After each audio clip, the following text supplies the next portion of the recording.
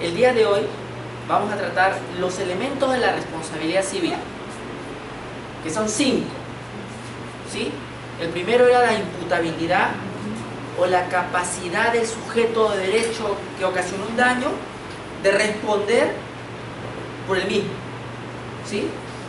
El segundo era la conducta ilícita de parte de aquel que generó el daño.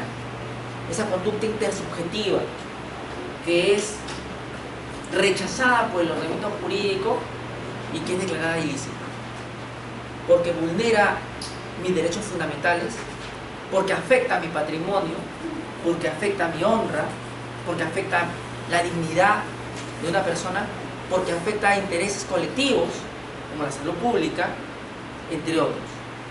Pero también porque puede vulnerar nuestro ordenamiento jurídico, ¿no? Cuando desconoce la constitución política del Estado peruano o una disposición legal expresa. Tenemos como tercer elemento el factor de atribución.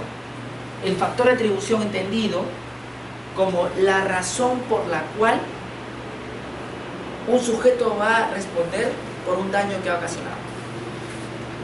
Los factores de atribución se pueden clasificar en 3. El objetivo, el subjetivo y los auxiliares. El objetivo se refiere básicamente a factores de atribución donde la intención no cuenta, ¿sí? Donde lo que cuenta en realidad es que la actividad, al ser riesgosa o peligrosa, puede generar un daño. Pero como esta actividad riesgosa o peligrosa es valiosa para la sociedad, se continúa realizando. Pero como de todas maneras va a ocurrir que una persona sea dañada, nuestra sociedad, nuestro ordenamiento jurídico prevé que en ese supuesto no se busque determinar si hubo culpa o dolo, sino simplemente si hay una relación de causalidad entre esta actividad peligrosa y el daño que se me ha generado. Por ejemplo, el transporte público. Es conocido que un bus puede atropellar personas, que un tren puede ocasionar daño a seres humanos, que un avión puede caer y generar perjuicio en los pasajeros, o que la electricidad que tenemos acá podría generar la muerte de una persona electrocutada cuando un cable de electricidad cae en determinado lugar y de prevenido a alguien es electrocutado, ¿no es cierto? Entonces, todo eso es posible, porque por mucho que nosotros podamos prever mecanismos para que no ocurra ese daño, pues no podemos evitarlos todos. Es una posibilidad. Nadie quiere que haya daños producto de actividades riesgosas o peligrosas, pero va a ocurrir. Estadísticamente siempre va a ocurrir. Y entonces la responsabilidad objetiva es propia de actividades riesgosas, pero también de actividades empresariales, porque normalmente esas actividades riesgosas se asocian a empresas, ¿no? La responsabilidad civil en el ámbito de la conducción de electricidad es conocida, como la aeronáutica, la ferroviaria, transporte público, y también la responsabilidad por daño ambiental, por actividades productivas que debido a sus dimensiones como la minería, los hidrocarburos, etcétera, van a generar un impacto en el ambiente y en la salud de las personas y el equilibrio del ambiente en general. Y como va a generar un daño, tenemos que indemnizar a las víctimas, compensarlas y restaurar, de ser el caso, los bienes jurídicos afectados. Tenemos también el elemento objetivo, factor de atribución, que es la garantía, que no necesariamente se asocia a una actividad riesgosa o peligrosa, sino a que un sujeto de derecho tiene la condición de garante para preservar un bien jurídico protegido. Por ejemplo, el caso de las escuelas, los centros educativos y los menores de edad. Por ejemplo, la universidad con relación a ustedes. Por ejemplo, el parque de las leyendas, cuando usted ingresa, se supone que ninguna fiera se va a salir, pues, y va a atacarlo. Y si ocurriera eso, que nadie quiere, tendrán que responder por los daños y perjuicios que ocasione esa fiera que ha ocasionado un daño a la salud a uno de ustedes. No necesariamente estas actividades son riesgosas o peligrosas per se, pero pudieran ser. Por ejemplo, en el caso de que su compañero Walter, deportista, maratonista, empiece a correr en la maratón de RPP, y en ese contexto se genera un daño porque el tumulto de la gente lo aplastó, porque la carrera no estuvo bien diseñada, ¿quién responderá? Los organizadores del evento deportivo. Pero per se una carrera debería tener riesgos, no. O su compañero Máximo ha dejado sus cosas en la guardería de una discoteca y el de seguridad no le quiere dar sus cosas y entra en un diálogo que se calienta cada vez más al punto que el de seguridad lo golpea. Hay una garantía de parte del establecimiento que ha contratado ese señor agente de seguridad con relación a los daños que esto puede ocasionar, producto del ejercicio de su actividad como vigilante, ¿no es cierto? Pero per se no debería ser esto catalogado como riesgoso, no necesariamente debería serlo. Entonces entraríamos en la categoría de garante, ¿no? Por garantía responderían en estos casos muchos de estos titulares de la empresa o de la actividad, ¿sí? Los eventos deportivos, ahora que escucho que hay conciertos, que hay finales de fútbol, no deberían ser actividades per se riesgosas, pero lo son, ¿verdad? Entonces, si no están catalogados dogmáticamente por algunos como riesgosas, por lo menos podríamos decir el organizador es garante de que todas las personas que estén ahí no sufran daños, y de sufrirlos tendrá que hacerse responsable los mismos si fue producto de alguna forma desarrollo del evento. Ejemplo, soy el cantante de Calle 13 y Lilian está molesta porque ha llegado tarde el grupo al concierto, y entonces yo agarro una botella y se lo lanzo. Ella lo esquiva, pero su amigo es impactado con la misma y su cabeza sangra. ¿El organizador será responsable de ese daño? Sí, porque se supone que él era garante de que lo que ocurriera dentro del recinto, él sí sea responsable. Yo pudiera demandar directamente al cantante de Calle 13, hipotéticamente hablando, pero pudiera no hacerlo y directamente al organizador hacerlo, ¿verdad? Además, aquí veríamos una responsabilidad civil contractual, porque el concierto debió empezar a las 9 y empezó a la 1 de la mañana. Imaginemos hipotéticamente hablando, estoy poniendo un ejemplo hipotético. Lilian empezó a la 1. ¿Eso me genera un daño? Claro, porque hay una falta de idoneidad entre lo que me prometieron y lo que me brindaron. No, pero ya vinimos. ¿Por qué te molestas, Bexi? Ya vinimos, estamos acá, vamos a cantar.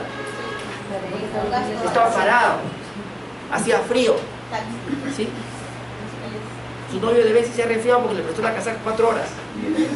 Es una afectación a su derecho a la salud de una persona. Y además, la falta de respeto a un contrato donde el concierto empezaba a 1 hora y no 4 horas después. Sería una ejecución tardía o defectuosa de esta prestación de este cantante. Lilian, pregunta. Profesor, en el caso de justamente quien fue asesinado en un estadio. Claro, en el estadio Monumental había una barra de Alianza Lima, ¿sí? Sí, Alianza. Y entonces una cosa extraordinaria pasó. Eran unos superatletas y empezaron a saltar entre los balcones y empezaron a llegar a donde estaban los hinchas del otro equipo. Me parece que Ollarse era de la Alianza, ¿verdad? Y los atacantes eran de la U. Y entonces llegan a este palco y al parecer lo toman por los pies y lo lanzan. Entonces se pregunta uno quién es responsable, independientemente, como es obvio, máximo, que los sujetos pues, que lo lanzaron, ellos son los primeros responsables. Pero además de estos sujetos que ocasionaron el daño directamente, la pregunta de Lilian es, ¿y los organizadores también serían responsables? Y la respuesta es que sí, porque ellos tienen que hacerse cargo de la seguridad del estadio y también de los palcos, ¿sí?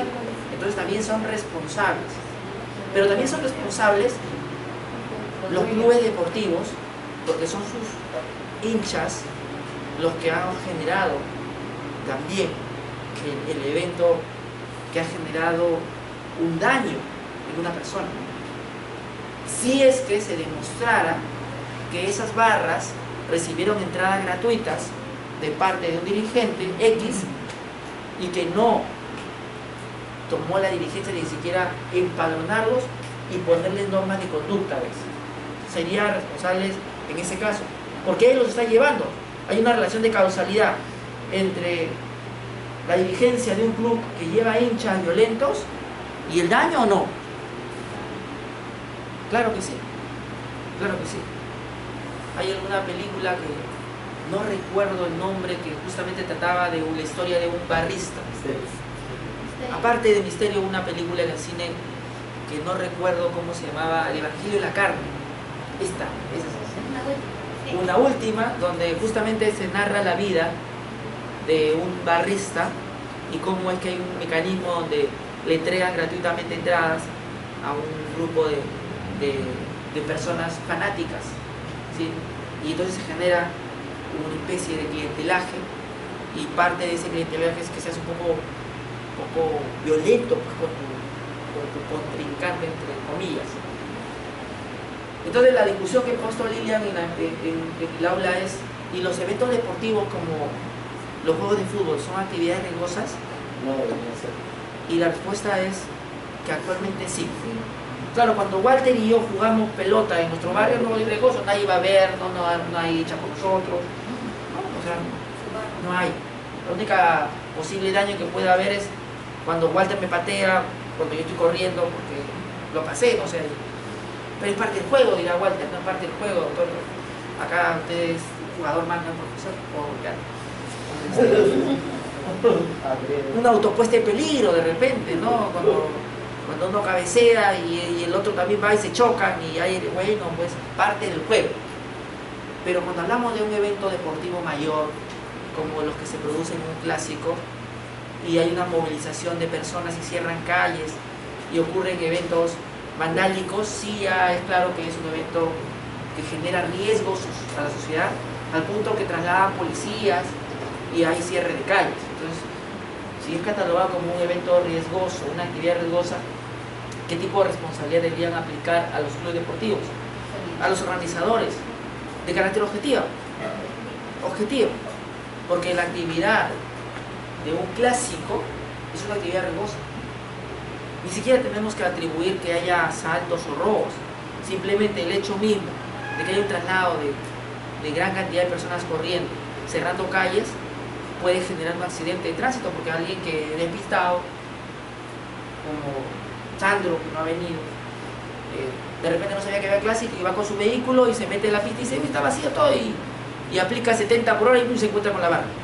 Entonces puede generar riesgo, ¿verdad? Dígame, Walter.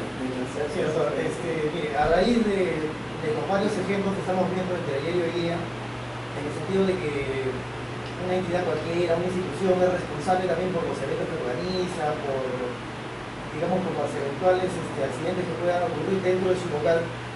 Y también ayer vimos un ejemplo de que los menores de edad, por ejemplo, los responsables por ellos son, digamos, son sus tutores, ¿no? Las personas que son responsables de dichos menores. Y le pongo un ejemplo. Por ejemplo, en un centro comercial donde una escalera eléctrica, una escalera estándar, digamos, ¿no?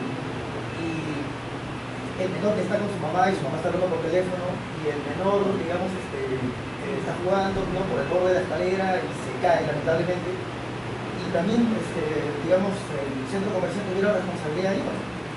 Es una buena pregunta. Recordemos nuevamente los tres elementos y completemos los otros dos.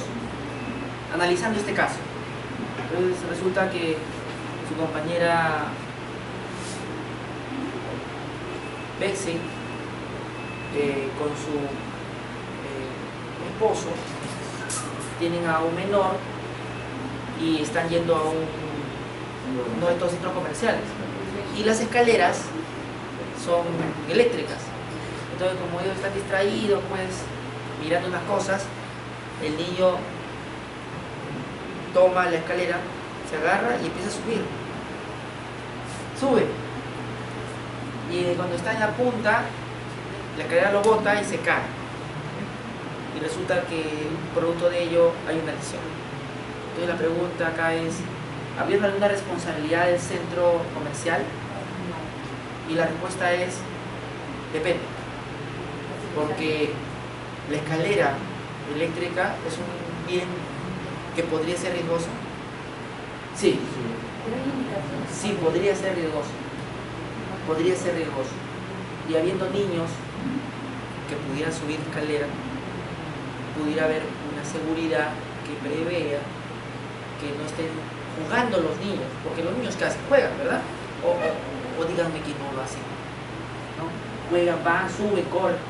Tendría que haber alguien mirando. Pues, una medida de prevención razonable sería que haya una persona mirando que en la escalera no haya producción de accidentes, se pueda quizás tratar de evitarlos en la medida de lo posible. Eso no quiere decir que los padres no son responsables de lo que ocurrió con su menor hijo. Claro que son responsables, pero han contribuido en un aporte significativo. Pero el centro comercial también, porque tuvo que tomar precauciones de que eso no ocurriera. Máxime, si al costado de la escalera eléctrica, por ejemplo, pongo a una de estas personajes infantiles, las princesas de Disney, o pongo a Barney, o pongo a Mickey, y está cerca los niños de la escalera. ¿Es razonable que un niño corra a la escalera? Sí. Entonces, si yo quisiera evitar que ocurra eso, esos eventos de diversión para niños, tendría que alejarlos de lugares que podrían ser peligrosos. ¿Sí? Por más que hayan instrucciones de cómo usar una escalera eléctrica, los niños a veces no lo leen o no saben leer. Tendría que tomar precaución. Esto que su compañero ha comentado ha ocurrido. Felizmente que un vigilante, agente de seguridad, cogió al niño cuando caía. Pero también ha pasado que cayó el niño y el centro comercial no tenía un plan de contingencia para dar respuesta a un accidente dentro de sus instalaciones. Esto no tenía un equipo de primeros auxilios que pudiera asistir. Entonces, independientemente, Walter, de que usted hubiera sido un irresponsable o yo, porque dejé a mi hijo que corriera por ahí, que no haya asistencia médica, ¿eso es una responsabilidad del centro comercial? Claro que sí, porque tenemos un montón de personas asistiendo al lugar y podría ocurrir un accidente. Alguien se puede caer en la escalera, te puede resbalar. Se le rompió el taco a Solange y cae de las escaleras porque como no quería subir por la escalera eléctrica, se quiso ser la deportista, sube por otra escalera y se cae. Y hay que asistirla. Entonces habría una responsabilidad de parte del centro comercial, claro, porque tiene que tener un equipo de respuesta, ¿no? O acá mismo, ¿no?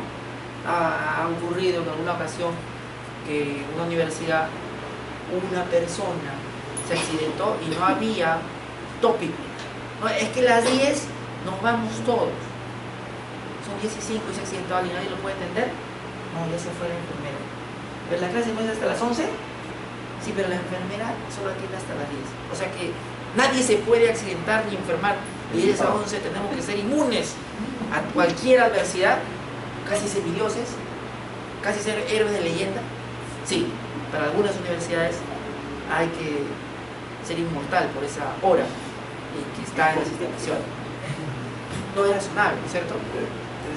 A pesar de que de repente la universidad no genera el daño, porque puede ser que, como ha ocurrido, su compañera Lilia, jugando con su compañero Máximo, cae en las escaleras. La universidad no genera el daño de que se caiga en las escaleras, pero sí tenía la responsabilidad de atenderlo, de darle asistencia, porque la escalera es un lugar donde podría razonablemente accidentarse. Otra vez, se le rompió el taco a Bexi, pues, ¿sí? Y por querer no caerse, toma a Máximo, y Máximo a Solange, y Solange a Salvador, y Lilian a su compañero David, y luego a Hernán, y todos se van cayendo en un grupo, ¿no? Y aunque le parezca mentira, varios accidentados. Entonces la universidad debería atenderlos, y de no atenderlos debería ser la responsabilidad. Si a alguno de ustedes le ocurre algo mayor, me parece que sí, porque es razonable que tengamos atención médica mínima. Pues Walter, nadie le dice que tenga un equipo completo de especializado de medicina, no, pero lo mínimo elemental, ¿sí? Imaginemos hipotéticamente que una de sus compañeras esté embarazada y le sube la presión y no sabemos si le subió la presión. Podríamos tener una asistencia para saber de la presión, hay que llevarla a un centro médico. ¿Es razonable que las embarazadas estudien? Sí. ¿Hay personas que son diabéticas y estudian? Sí. ¿Hay personas que sufren del corazón y estudian? Sí. Entonces es razonable que tengamos una enfermería que por lo menos te dé los primeros auxilios. No sé hacer Lila una respiración boca a boca, ni tampoco hacer una resucitación. No me enseñaron, y de pronto por eso pierde la vida. ¿Habría responsabilidad civil en la universidad o en el centro educativo que debería atender a esa persona accidentada dentro de su tradición? Yo creo que sí. Claro, esa responsabilidad se refiere a una diligencia ordinaria. Nadie le pide que traiga un aparato de electrochoque y empiece a darle, ¿no? O sea, eso ya es extraordinaria diligencia. Si ya con de alguna forma en los primeros auxilios básicos no reaccionaba, ya usted hizo su parte. No, pero si hubiera podido salvar, si le daban el electrochoque, sí, pues, pero no, eso ya es de un hospital o de una ambulancia que no tenemos, o que estaba llegando en camino y llegó tarde. Pues, tenemos que ser razonables, y eso me permite hablar de que aquellos que obran con diligencia ordinaria no responden por los daños que se ocasionen producto de esa conducta diligente. Podemos tener una diligencia extraordinaria para evitar un daño, sí, pero no te pide eso el ordenamiento jurídico. Simplemente te pide la diligencia ordinaria. ¿Sí? Ya hemos aplicado imputabilidad, conducta ilícita, factores de atribución, y antes de la pregunta de Máximo, factores de atribución subjetivo, culpa y dolo entendido como la intención de generar un daño, y la culpa entendida como la falta de diligencia o simplemente negligencia de alguien,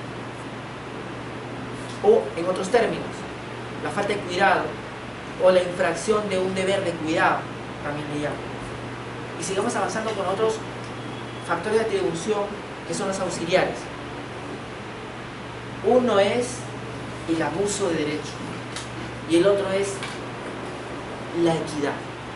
Quizás el que más conocen ustedes por sus estudios de acto jurídico y de título preliminar es el de abuso de derecho, que consiste en aquellos casos en que, detentando un derecho subjetivo, en el ejercicio del mismo me extralimito y lo utilizo de manera antisocial, vulnerando las normas mínimas de convivencia y buenas costumbres, y con ello normas de orden público. ¿Sí? Yo tengo un derecho subjetivo a mi propiedad, ¿cierto? ¿Puedo incendiar mi vivienda porque es mía? No, porque si incendio mi vivienda, la del costado se puede prender también. ¿Sí? Bueno, podría yo, como tengo mi propiedad, criar animales como cerdos y no avisarle a mi vecino. No, es que es mi propiedad. No, y tengo toda mi licencia, pero no le he avisado. Y genera olores fétidos, ¿sí? Y entre otras cosas. Entonces, el ejercicio regular de un derecho no debería generar daños, pero el ejercicio irregular, abusivo y antisocial de un derecho sí lo genera. El ejemplo más interesante que Juan Espinosa nos hace en el libro de responsabilidad civil es aquel de la esposa con relación a una conviviente. Vamos a poner hipotéticamente el caso en que su compañera Lila se casa con su compañero Máximo y son felices por 10 maravillosos años, ¿sí? Pero Máximo en algún punto de esa relación dice: pero Lila fue mi única enamorada, no conocí otra mujer que Lila. Y entonces dice: quiero vivir, quiero conocer a otras personas, ¿sí? Entonces, aunque es casado, empieza a hacer vida de soltero y se enamora de Solange, ¿sí? Cae rendido a sus pies y abandona a su queridísima esposa Lila, ¿sí? Y bueno, Lila lo mira y le dice: está bien, ya me llegará mi momento, ¿sí? Y Máximo abraza a Solange y se van y viven con ella unos 25 años de felicidad, ¿no? De felicidad. Pero lamentablemente Máximo, haber vivido esa vida vertiginosa, trajo como consecuencia que falleciera tempranamente y todos los bienes que amasó, que eran importantes, ahora los tiene físicamente posesionándolos Solange. Y Lila, al enterarse del fallecimiento de Máximo, demanda, ¿sí? Demanda que esos bienes sean restituidos a las sociedades gananciales porque ellos estaban casados y todos los bienes que adquirió Máximo son de la sociedad conyugal, de las sociedades gananciales, porque es un matrimonio. No, pero Solange ha contribuido en esos 25 años al acrecentamiento de ese patrimonio. No, la norma del Código Civil en materia de familia es clarísima. Hay una sociedad conyugal, hay una sociedad gananciales, y entonces los bienes que amasen los cónyuges son de la sociedad, ¿verdad? Ese es un caso donde se ejercita de manera irregular un derecho, porque tiene el derecho subjetivo como esposa de reclamar esos bienes, pero es abusivo porque ella no ha contribuido. Si frente a ese derecho de la esposa herida, ¿qué tendría su compañera Solange? Tendría un interés jurídicamente protegido, no un derecho, porque nosotros no premiamos como en el ámbito jurídico, por lo menos en el Código Civil no está el derecho de las concubinas, ¿no? O si quisiera, su compañera dice, su compañero David dice: mejor profesor, dígale como a mí me gusta amantes. Bueno, podríamos catalogar con esa palabra a esta persona, pero si tiene tanto tiempo, es correcto que le llamen concubina, ¿no es cierto? Concubina. Entonces, pareja sentimental para nadie, ¿no es cierto, Walter? Pareja sentimental suena más bonito, pero esta pareja sentimental que ha contribuido con el acrecentamiento del patrimonio de Máximo podría reclamar un enriquecimiento sin causa de parte de Lila porque ella no ha contribuido a ese patrimonio. Y ella demostrar cómo ella sí lo hizo. Entonces, en este caso, está en conflicto un derecho subjetivo, que es de la esposa, que formalmente tiene derecho a ese patrimonio, versus un interés jurídicamente protegido, que es que una persona que ha contribuido a acrecentar un patrimonio no se le retire, no se le quite sin haber recibido una indemnización. ¿Es de justicia eso o no, hermano? Más allá del tema moral, es de justicia. Y así lo definió la Corte Suprema. Entonces, los casos de abuso de derechos son aquellos casos donde evidentemente hay un derecho subjetivo que se está ejerciendo irregularmente, abusivamente, y frente al cual solamente hay un interés jurídicamente protegido. No un derecho, no un derecho. Pero que el ordenamiento jurídico, viendo esto, que el derecho subjetivo se utiliza de manera antisocial, irregular, castiga al infractor, devolviendo las cosas a su estado de alguna forma más justo, más equitativo. Y hablando de equidad, tenemos que recordarles que el otro factor de atribución auxiliar es la equidad, que es aquellos que se aplican en aquellos supuestos donde, a pesar que de ordinario está claro por el orden jurídico quién debería asumir la carga de los daños, por excepción, viendo las circunstancias de la víctima, se cambia la regla. Es el caso de el representante legal de una persona incapaz, interdicta, que ella debe responder por los actos de esta persona sin discernimiento, un menor de edad, por ejemplo. Pero que el representante que debe responder, el tutor, el papá, que debe responder, no tiene patrimonio. El que lo tiene es el hijo, es el menor, es el incapaz. Por equidad, esos bienes van a utilizarse para indemnizar a la víctima. Pero es una regla que se está rompiendo por equidad, porque sería muy injusto que aquella persona que es dañada, sea extrapatrimonial o patrimonialmente, no reciba una justa indemnización. Porque la regla general es: responderá el representante legal del incapaz sin discernimiento. ¿Sí? Porque usted estaba para cuidarlo, no una persona esquizofrénica, por ejemplo, ¿sí? Que genera un daño a uno de ustedes. Él no tiene conciencia de sus actos. A una persona que sufre alteraciones mentales no tiene conciencia de sus actos. Debería responder el tutor, el representante,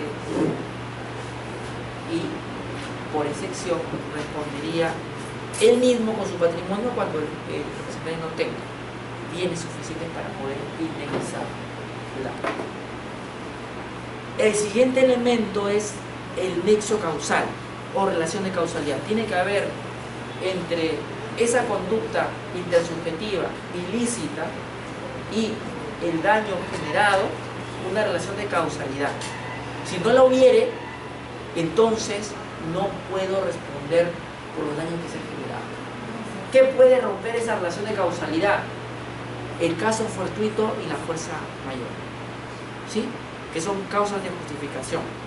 El caso fortuito y fuerza mayor rompe ese nexo causal.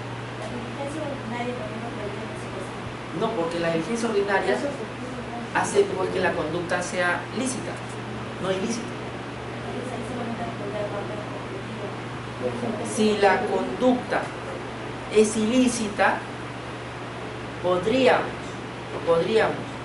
vía una causa de justificación exonerar a la responsable de la misma, pero habría que analizar supuesto por supuesto, porque aparentemente en realidad sería ilícito, aparentemente.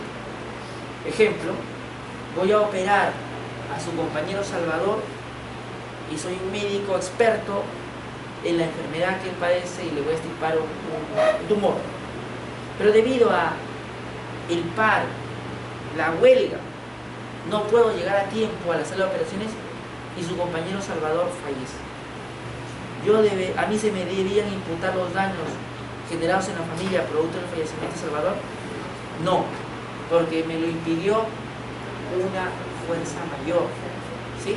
O sea, los manifestantes, ¿sí? La fuerza mayor se define como aquella conducta Fuera de su... humana que tiene tres características. Esas características que Lila busca en un chico, que sea irresistible, extraordinario y también imprevisible. Tiene que haber esa capacidad. Bueno, un caso fortuito o una fuerza mayor reúne esas tres condiciones necesariamente, porque si falta una ya no sería una causa de multiplicación enfocadas en caso fortuito o fuerza mayor. El caso fortuito así es una conducta humana irresistible, ¿no? Y una huelga es irresistible, pues no puedo, frente a un montón de manifestantes yo no puedo pasar, ¿sí? Extraordinaria, las huelgas no son todos los días, de pronto esa huelga apareció de momento. E imprevisible, no avisaron, era una huelga ilegal, y no fue programada. En ese caso sí. Sin embargo, si la huelga se había programado, era una huelga legal, se había establecido una ruta por donde iban a ir los huelguistas, ¿sería un caso fortuito? ¿Sería una fuerza mayor? No. ¿La ambulancia no va a pasar? No, porque es previsible. Tienen que tener los tres elementos.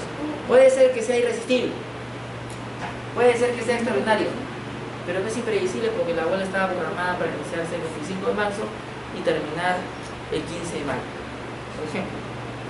Por lo menos desde el inicio se sabía cuándo.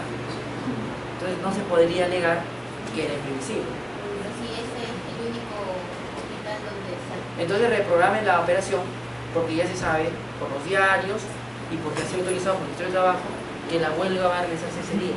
Y probablemente no tengamos paso. Es previsible que no tengamos paso para llegar al hospital. Llevémoslo a otro nosocomio. ¿Sí? Y hablando de fuerza mayor, tengo que hablar de casos fortuitos, que es estos casos donde por hechos de la naturaleza se incumple una obligación prometida. Un terremoto, un huracán, ¿sí? ¿Sí? Un huaico. Son típicos casos donde debido a estos acontecimientos una persona puede dejar de cumplir una obligación y ser irresponsable de los daños que generen, porque igual este evento extraordinario iba a ser imposible su ejecución. Sin embargo, otra vez, no todo hecho en la naturaleza calificaría como caso fortuito. Ejemplo, la corriente del Niño, Lilia, calificaría como una situación de caso fortuito. No, porque la corriente del Niño tiene una cierta periodicidad. Un terremoto en el ámbito de Japón sería un hecho calificado como caso fortuito. No, porque en Japón hay todo el tiempo terremotos. Y son lo que sería poco común sería que un año no hubiera ninguno. Por eso es que los edificios están diseñados de tal forma que se balancea y uno se agarra y va esperando que acabe. ¿Sí? Entonces, no es extraordinario. Recuerden las características, Lilia. Pero no se Tiene sabe que el ser. momento exacto. Bueno, que no se sepa el momento exacto no quiere decir que en el año tú no sepas que va a haber un terremoto. ¿Sí? Puede ser, ¿es previsible que en el año haya un terremoto? Sí. No se sabe cuándo, es otro tema. Pero no me digas que no sabías que podía haber. Porque si no supieras, no tomarías ningún mecanismo de prevención. Como sabes que va a llegar, tomas mecanismos de prevención para que ese acontecimiento genere daños mínimos. Japón no se está construyendo todos los días o todas las veces que hay un terremoto. Es como su vida normal, ¿no?